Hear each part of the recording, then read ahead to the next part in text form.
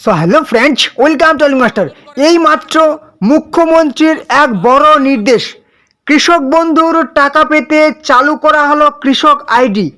আর এই কৃষক আইডি না করলে আপনার কৃষক বন্ধুর 10,000 টাকা বন্ধ হয়ে যেতে পারে, আপনার পিএম কিষানের টাকা বন্ধ হয়ে যেতে পারে, আপনার যে সমস্ত ফসল বীমা আছে সেগুলোর টাকা বন্ধ হয়ে যেতে পারে, এমনকি আপনার কিষাণ ক্রেডিট কার্ড ওকেজও হয়ে যেতে পারে।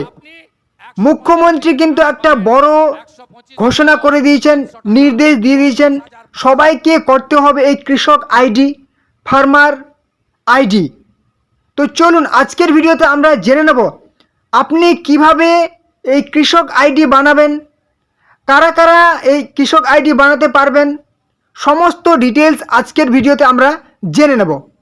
তো এই ফার্মার আইডি ওয়েস্ট বেঙ্গলের তরফ থেকে একটা কিন্তু আর্টিকেল পাবলিশ করা হয়েছে। সেই আর্টিকেলে কি বলা হয়েছে আমরা কিন্তু সম্পূর্ণ ডিটেলসে জেনে নেব। ডিজিটাল এগ্রিকালচার মিশনের হাত ধরে রাজ্যে শুরু হলো এক নতুন অধ্যায়। এবার পশ্চিমবঙ্গের সমস্ত কৃষকদের জন্য তৈরি হচ্ছে 11 ডিজিটের অর্থাৎ 11 সংখ্যার একটি অনন্য ফার্মার আইডি। ফার্মার আইডি কেন্দ্র ও রাজ্য সরকারের যৌথ উদ্যোগে চালু হওয়া এগ্রি স্ট্যাক প্রকল্পের অধীনেই রাজ্যের প্রতিটি চাষিকে একটি ডিজিটাল তালিকার আওতায় আনার কাজ শুরু হয়ে গেছে। আপনি যদি সরকারি কৃষি ঋণ বা কোনো অনুদানের সুবিধা পেতে চান তবে এই পরিচয়পত্রটি বানানো এখন বাধ্যতামূলক বলেই চলে। মানে আপনাকে কিন্তু এই প্রকল্প বা এই পরিচয়পত্রটি বা এই আইডিটা বানাতেই হবে, বাধ্যতামূলক বলে দিয়েছে।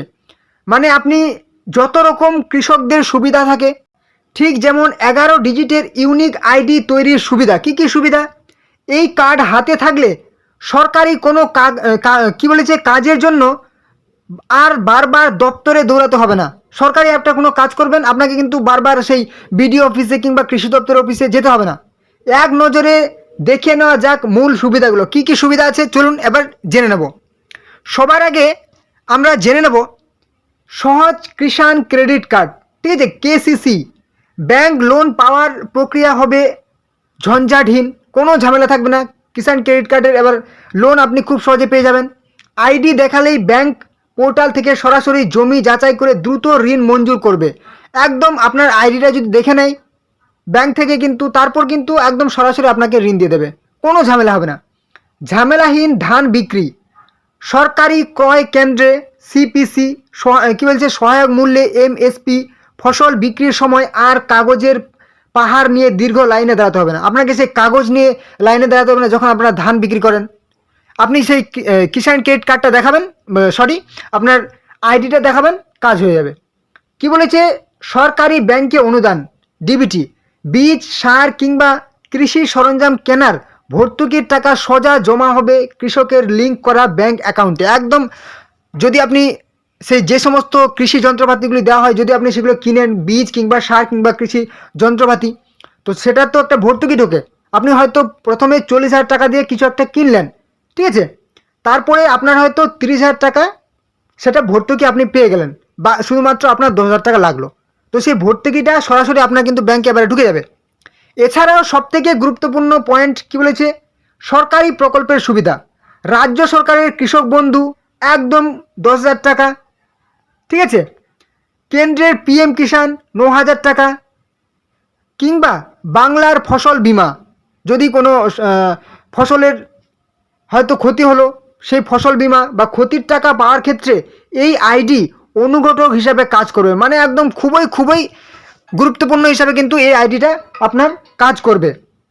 এবারে চলে আসি পুরনো পদ্ধতি ও নতুন এগ্রি স্ট্যাক ব্যবস্থার তুলনা। বিষয় কি? সুবিধা প্রাপ্তি, বারবার কাগজের ফাইল জমা ও অফিসে যাওয়া, একদম আপনাকে আর কিছু করতে হবে না। আগের ব্যবস্থা, আগে কিন্তু এরকম ছিল যে বারবার আপনাকে কাগজের ফাইল জমা দিতে হতো, অফিসে যেতে হতো। নতুন এগ্রি স্ট্যাক প্রকল্পের ফল সে ফার্মার আইডির ক্ষেত্রে আপনার কি হবে? 11 ডিজিটের আইডি দিয়ে একক ডিজিটাল ভেরিফিকেশন হয়ে যাবে। ঋণ ও বিমার ক্ষেত্রে যাচাইকরণের অভাবে দীর্ঘদিন অপেক্ষা করতে হতো, কবে যাচাইকরণ হবে। এবার কি হবে? কাগজবিহীন দ্রুত কেসিসি লোন বা সরকারি বিমা সব কিছু পেয়ে যাবেন আপনি। ফসল বিক্রি, এমএসপি আগে কী হতো, সেই মধ্যস্থতাকারীদের প্রভাব বা জটিল প্রক্রিয়া ছিল, মানে দালাল টাইপের ছিল। এখন কি একদম সরকারি পোর্টালে সরাসরি তথ্য যাচাই ও অ্যাকাউন্টের টাকা, ডেটা নিরাপত্তা, এটার ব্যাপার কি, আলাদা আলাদা পোর্টালে বিক্ষিপ্তভাবে তথ্য থাকতো।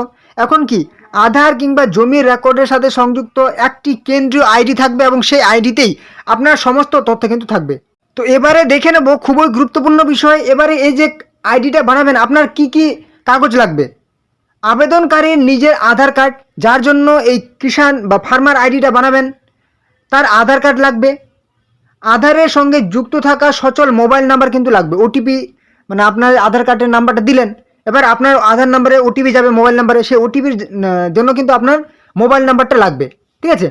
এবার বলেছে জমির সাম্প্রতিক আপডেট করা খতিয়ান বা পর্চা, ঠিক আছে, সে বাংলার ভূমি পোর্টাল অনুযায়ী আপনি যে খতিয়ান বা পর্চা সেটা কিন্তু আপনার লাগবে।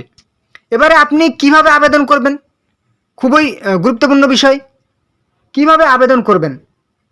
এদিকে পশ্চিমবঙ্গ সরকারের অফিসিয়াল পোর্টাল আছে কিন্তু, হ্যাঁ, ডাব্লিউবি, আমি কিন্তু এই অফিসিয়াল পোর্টাল ওয়েবসাইটটার লিঙ্ক ভিডিও ডেসক্রিপশন বক্সে দিয়ে দেবো, কিংবা আপনারা সেই লিঙ্কটা দেখতে পাচ্ছেন, নিজেরাও সার্চ করতে পারেন, wbfr.agristack.gov.in এর মাধ্যমে অনলাইনে, এটা কিন্তু পুরোপুরি সরকারি একদম গভর্নমেন্ট একদম অফিসিয়াল পোর্টাল, লেখাই আছে, যারা জানেন অবশ্যই বুঝবেন যে gov.in আছে, একদম পুরোপুরি ভারত সরকারের, ঠিক আছে, এবং পশ্চিমবঙ্গ সরকারের যৌথ। এর মাধ্যমে অনলাইনেই নথিভুক্তির কী বলছে বন্দোবস্ত রয়েছে। তবে অনলাইনে সেই আবেদন করতে পারবেন, কিন্তু অনলাইন পোর্টালে জমির তথ্য ফেচ করার ক্ষেত্রে কিছু সাময়িক কিন্তু প্রযুক্তিগত কাজ চলায় বর্তমানে অফলাইন ক্যাম্পের ওপরেই কিন্তু বাড়তি জোর দেওয়া হচ্ছে। মানে অনলাইনে কিন্তু এই মুহূর্তে একটু সমস্যা দেখা দিচ্ছে, হ্যাঁ, যখন আপনারা অনলাইনে জমির তথ্য দিচ্ছেন তখন কিন্তু একটু সমস্যা দেখা দিচ্ছে।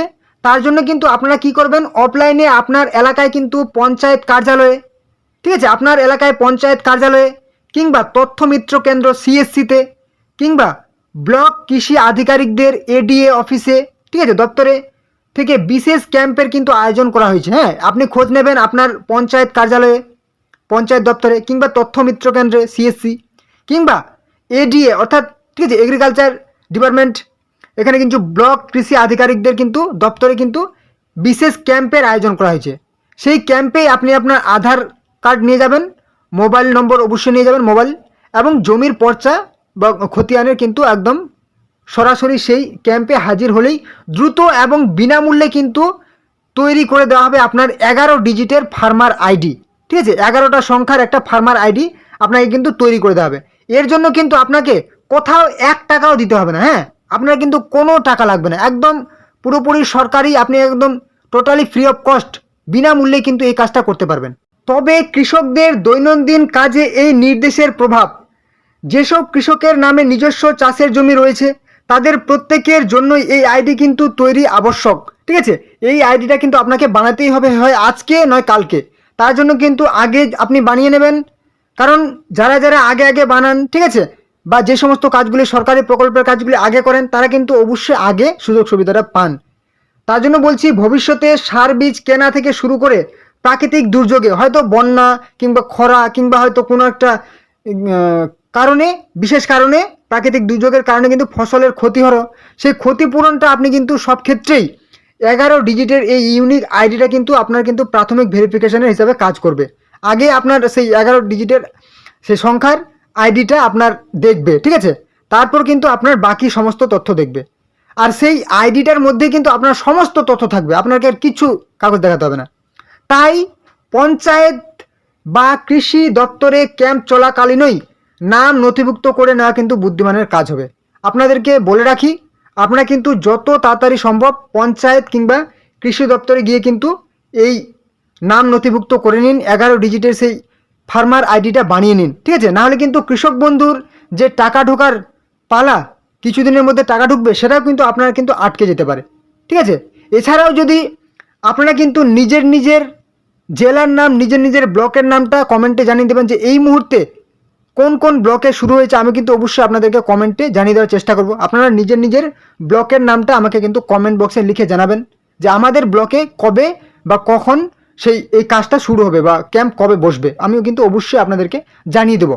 আর চ্যানেলে নতুন হলে তো অবশ্যই চ্যানেলটিকে সাবস্ক্রাইব করে রাখবেন, তাহলে এরকম যত রকম প্রকল্পের খবর আছে অবশ্যই কিন্তু আপনাদেরকে আমি সবার আগে জানিয়ে দেবো, সমস্ত চাকরির খবর সবার আগে জানিয়ে দেবো। ভিডিওটি ভালো লাগলে লাইক করবেন এবং অবশ্যই ভিডিওটি আপনাদের বন্ধুদের সাথে অনেক অনেক হোয়াটসঅ্যাপ ফেসবুক গ্রুপে শেয়ার করে দিন, যাতে তারাও এই গুরুত্বপূর্ণ খবরগুলি পেয়ে যায়। ওকে, তো চলুন পরবর্তী ভিডিওতে আবার দেখা হবে। জয় হিন্দ, জয় ভারত।